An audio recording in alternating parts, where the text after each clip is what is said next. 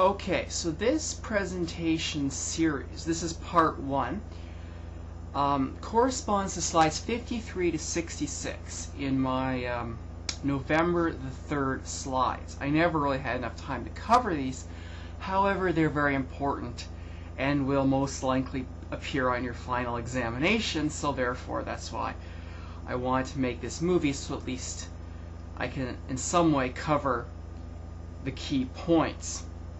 So slides 53 to 66 are about financial feasibility analysis, okay? And so I've broken it down, as you can see, here's my little mouse, into 5 parts, okay? So the first question I want to address is startup cash needs. So this is what we're talking about. This term here, startup cash, means as entrepreneurs, the business has not made its first sale yet. So we haven't sold anything yet. But we still need cash. And there could be a whole bunch of reasons for that. Right? You might need to buy inventory. Right? You first have to buy the inventory before you can sell it. You first have to train your employees before they can go out onto the showroom and sell, kind of thing. The second thing is, of course, I like to, as I keep hinting at throughout this whole lecture series on entrepreneurship, it is important to look at the financial performance of similar businesses. Right? We're trying to always benchmark our performance to other businesses that are similar, if they exist, of course. Right? We want to compare ourselves. We want to make sure that we're using resources efficiently, we're profitable compared to the industry and major competitors. The third part, again, is we're looking at now the overall attractiveness of the proposed venture. Now, in my previous slides, I talked about organizational feasibility, and we were looking at attractiveness there as well. So is it an attractive industry and so on. This is slightly different. Here we're looking at, do the numbers look good? So we're looking at the balance sheet, the pro forma income statements, pro forma cash flow statements, and we're asking ourselves, does this look like a new business venture that I, the investor, would want to put my money into? Okay, so now we're looking at do the ratios all tell a good story? That's basically what this boils down to. Are we telling a good story with our ratios and with our numbers? Then in part 4, I talk a little bit about financial management, its objectives and processes of financial management. Okay, so this again is just, you know, the sort of a role that a financial manager would play. Okay, in making sure that we stick to a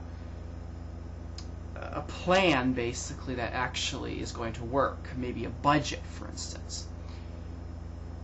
Okay, and that we're monitoring to make sure that actual performance is somewhat in line, hopefully a lot in line with the plan. But of course things change. And then lastly is this question here, part 5, about getting finance. Okay, so I've broken it down into the 3 sort of major sources of what's being called personal finance, debt, and equity. And what you're going to see is that this is an important choice, and some of them might not be available depending upon the stage of the company. What I'm talking about is like a brand new startup might not, for instance, get debt financing because the bank might say, well, you don't own any physical assets, so where's your collateral? You have no track record, so how do we know you're going to pay your bills on time? These kind of things.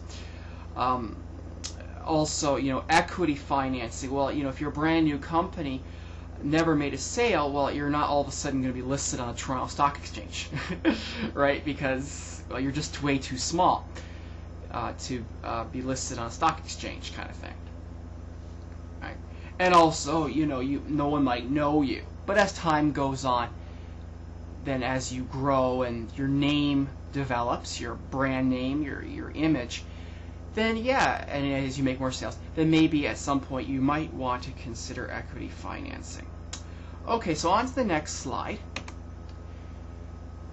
This is total startup cash that is needed.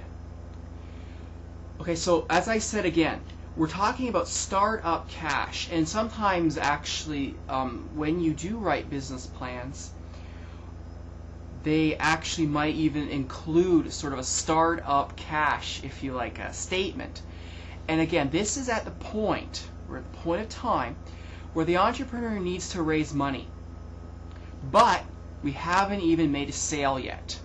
So it's sort of like we've got this idea, we've looked at it, we think it's a good opportunity to turn into a business, right? And now we're asking ourselves, even before we make that first sale, we're going to need to spend money.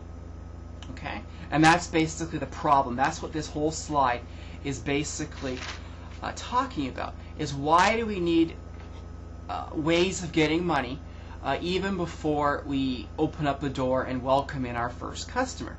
And I've listed here 3 major reasons. Okay, the first one is cash flow. So remember what cash flow means.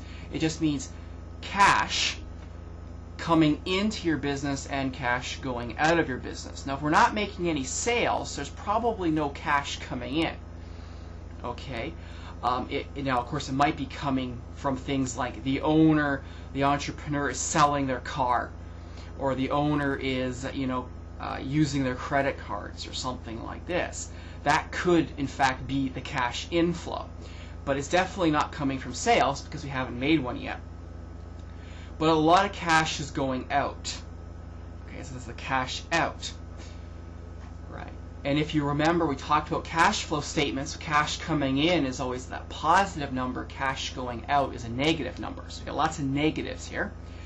Well, one reason could be we're buying inventory, right? You can't open up a retail store, for instance, if there's no retail merchandise on the shelves to train employees. Another thing could be advertising, right? No one knows your name, you're brand new, so you got to create some buzz.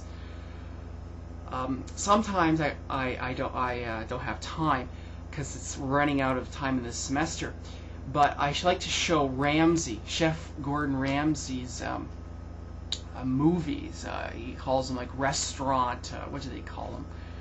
His kitchen nightmares movies, where he basically goes to restaurants that are pretty much close to bankruptcy, or they're in serious trouble. And I remember the one called, he went to this pub, and it was really confused. They had like, they called it a pub, but they had like tables with 7 different pieces of silverware and fancy floral arrangements, and I remember Chef Ramsay's first comment was something to the effect like, what do you have, the Queen coming for dinner? Which of course is not a pub environment, right? We think of pub, we don't think of super fancy table decorations. But his solution to their problem was what he called the campaign for real gravy. And he had the whole team, the whole restaurant team, the cooks, the waiters, everyone out there on the streets, blow horns, giving out food samples to create a buzz when he relaunched the restaurant, based on what he called the campaign for real gravy, and it worked actually quite successfully as an example of that. Again, and by doing it this way, little food samples, gravy, get the team out on the street, it's a lot cheaper than, let's say, having a TV ad. That's expensive, so we're trying to keep costs down, because remember, we have cash flow challenges, right? It means we don't have money growing on trees. We're not central banks here. We can't just print up money and debt monetize. Okay, the second thing is capital investments. This could be, maybe you need to get a store, so you need a facility. You have a real estate, land. These things are very expensive usually, because buying property, buying buildings,